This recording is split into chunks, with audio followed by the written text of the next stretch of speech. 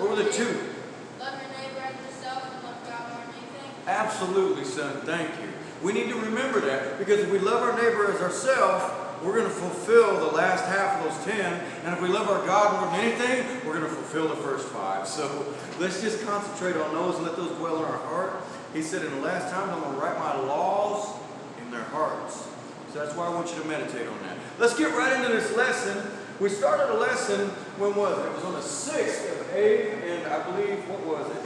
Over here. I got the dates. I'm trying to keep track of these dates. The 6th and the 8th is what it was. The 6th of the Gregorian month of August, and the 8th of the Hebrew month, Ab. So what we have, 5,782 days from creation. This is what we've been given out of Jerusalem, Israel, according to the Hebrew calendar. According to the Gregorian calendar that the whole world keeps, it is August the 20th, 2022. So this is what we've been given as far as keeping track of time, right? So those are the times for today. Ab the 23rd, 5782, or August the 20th, 2022. Now let's get right into this lesson. It's called Then and Now. And basically what we're doing is we're comparing the scriptures, the ancient oracles, the history, if you will, of the earth then, compared to what we're going through. And everybody's calling it the last times. Everybody's saying we're in the last days.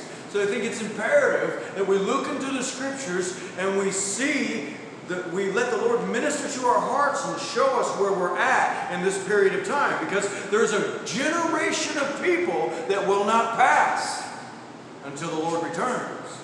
So that's why I think it's imperative that my children and our grandchildren know the times in which we live in. That's why these times are important. And you'll see in today's lesson that he was even back then, 4,500 years ago, keeping track of days and times according to this Hebrew calendar. It's still in count to this day. And that's all we've been given.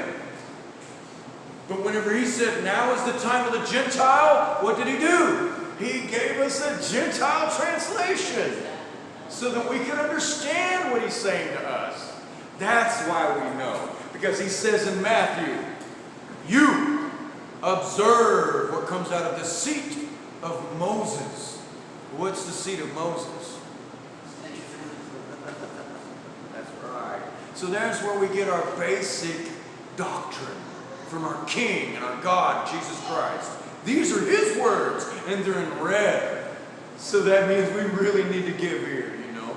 So let's get right into this lesson. Then and now. So, everyone, for the most part, that has been churched from time to time throughout their lives has heard the term, as in the days of Noah. Now we know, everybody on the planet pretty much knows, Noah built an ark. And he took the animals on that ark 2 by 2, is what the world teaches. But here at the Congregation of the Laws and Testimony, we teach the whole book, which is, he took the clean animals on by 7s.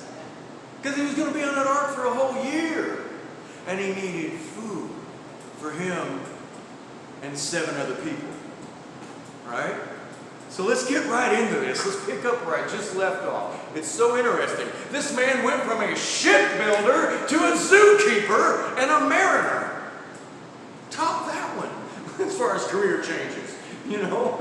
Let's get right into this. Chapter 7. Chapter 7. And I want you to read. Here. I want you to read verse 16. Chapter 7 and verse 16. And they that went in male and female of flesh, as God had commanded him. And the Lord shut him in. And the Lord shut him in. Now, I'm skipping through a lot of this story for the sake of time. We're talking about then and now. So then what happened? We all know that Noah built an ark. We all know that it took 150 years for Noah to build that ark. Beautiful story. Because guess what? There's no new thing under the sun. We need to really compare this story to the new flood. Just let that marinate as we learn about this today. Okay? Because there's a parallel here. Our God is the God of every parallel ever created. He's the God of parallels. He sees in every dimension we can imagine. We don't lean unto our own understanding here. We lean unto His. And He opens our understanding. He opens the books to us. He says, you come nigh unto me, I'm going to come nigh unto you. I will sit and sup with you and open your understanding. If you keep reading, this book will interpret itself. There'll be no your interpretation or my interpretation. There will only be God's interpretation if you just keep reading the book. And for the rest of the story, it's just all true, right? Now, jump over and read verse 24. And the waters prevailed upon the earth. Verse 21, verse 21. And all flesh died that moved upon the earth. Okay, God put them in the ark, God shut the door. Now we're going to read through real quick. We're going to get to the point. What's the point? All flesh died that moved upon the earth, both fowl, of every creeping thing that creepeth upon the earth, and every man. So anything and everything that lived upon this earth was gone. Jump down and read verse 23. And every living substance was destroyed which was upon the face of the ground, both man and cattle, and the creeping things, and the fowl of the heaven. And they were destroyed from the earth. And Noah only remained alive, and they that were with him in the ark. Noah only remained. Because you're going to hear stories on the History Channel. You cannot let TV be your doctrine. The God of this air runs that television, not the God of the Hebrews, not the God of Israel, Abraham, Isaac, and Jacob. The God of the air runs Hollyweird or Wood or whatever you want to call that place. He's controlling that doctrine, and that doctrine is set up for nothing but to steal from you, kill you, and destroy your family and anything that resembles God in you. That's exactly what the TV was set up for, to get into your eyes. So hopefully you'll think about it. It's in your mind. And then if you can get it from your mind to your heart,